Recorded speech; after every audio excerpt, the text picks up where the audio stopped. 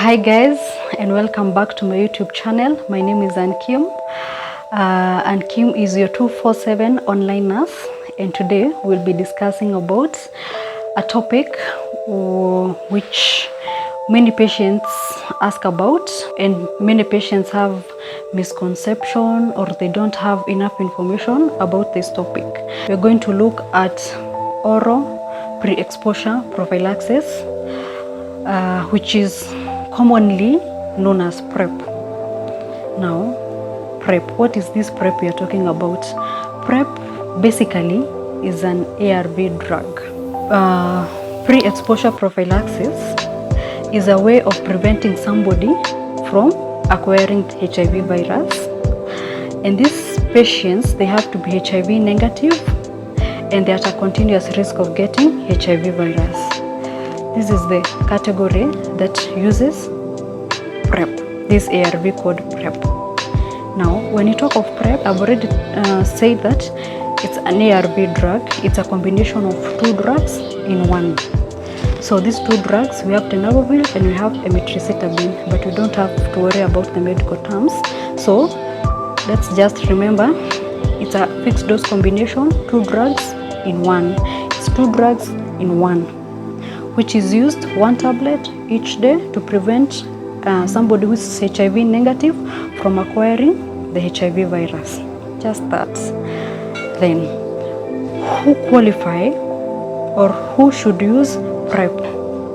PrEP, we said it's an ARV drug. Now, the people who qualify to use this drug, one is a discordant couple. So when you talk of a discordant couple, this is a couple where they go for HIV testing. One turns to be HIV positive and the other one turns to be HIV negative. So the one which is a HIV positive and it has been on treatment for less than 6 months, the partner qualifies. Or the person who is HIV positive and is not virally suppressed, the partner also qualify. Or this discordant couple is trying to conceive, they also qualify. The HIV negative partner also qualify for this drug called PrEP. The other category that qualifies to be given this drug, somebody is pregnant or is breastfeeding and the partner turns out to be HIV positive. Also, they qualify to be given this drug called PrEP. The other category that qualifies is somebody involving themselves in a transactional sex. So when you talk of transactional sex, we're talking of people exchanging money, monetary with sex. Because here we're talking of people having sex with partners or spouses or friends of unknown status to them. So they are at high risk of getting HIV virus. So they also qualify to be given PrEP. The other category that qualifies is if there is somebody or patients who frequently uses post-exposure prophylaxis. This is also another type of ARV, but it's used post-exposure prophylaxis that is given for only 28 days. So if that somebody has used it for multiple times, 5 times, 6 times, doesn't now qualify to be given PrEP, now this person should be given PrEP because they're at continuous risk of getting the virus. The other category is injection drug users, especially those who share the injecting needles. They're also at risk of getting the virus. Then if this person has recent sexually transmitted infections, also qualify to be given this drug called PrEP. The other category is if you're having multiple partners and you don't know their status, you also qualify to be given this drug. Or there's no condom use, or there's inconsistent use of condom, or you are not in a position to negotiate for condom use during the intercourse. You also qualify to be given this drug because you're at risk of getting the virus. So it will help you, or it will prevent you from acquiring the virus. We've covered about who should use PrEP. Now let's cover about who should not be given PrEP. There are 4 categories of people who should not be given PrEP. 1, if you turn out to be HIV positive, you should not be given this drug. already you're infected with the virus, so you should be given ARV for treatment, not for prevention, because already you've acquired the virus. The other category that should be given this drug is if you have any renal impairment, that is, if your kidneys are not functioning well, you should not be given this drug. If you are an adolescent who is less than 15 years and you are less than 35 kgs, you should not be given this drug. Then the other categories is people or patients who are not adhering to, they're not being adherents to taking this drug called PrEP. They should not be given this drug because it's not going to work. Because what ARV for ARV to work, one thing you should note is for ARV to work, one thing you should note is that time is key.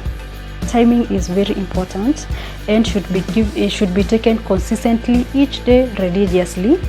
As long as there's risk for this patient of acquiring the virus. That is two things you should note about ARV. One, timing and consistency. Take it each day as long as you're at risk of getting the virus. Now we are talking of PrEP. Those two things, timing and consistency. Consistency, very important. There are three things that a healthcare worker should do before initiating PrEP to a patient. One, they should do a behavioral assessment to this patient. The second thing they should do a risk assessment to this patient to see whether they are at a high risk of getting the virus or not. Then the third one, they should do adherence assessment to this patient to see whether this patient, they are going to adhere to the treatment or not. Then if they qualify, the next thing, they go for HIV test. If the HIV test is negative, they go ahead and issue a refill of 1 month to this patient. After that 1 month, patient come back to the clinic.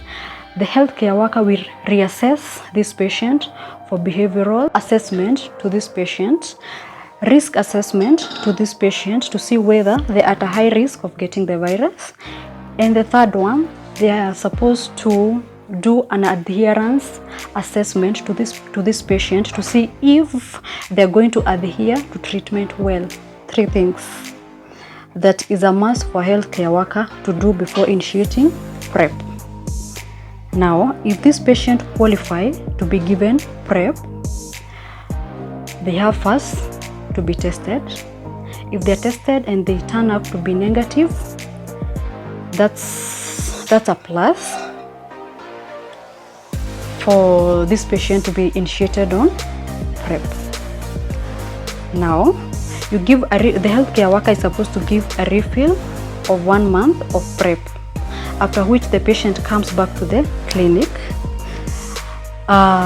So when the patient comes back to the clinic, the healthcare worker also is supposed to reassess for behavioral assessment, risk assessment of this patient, whether they are still at high risk of getting the virus, and also the adherence of this patient to the PrEP.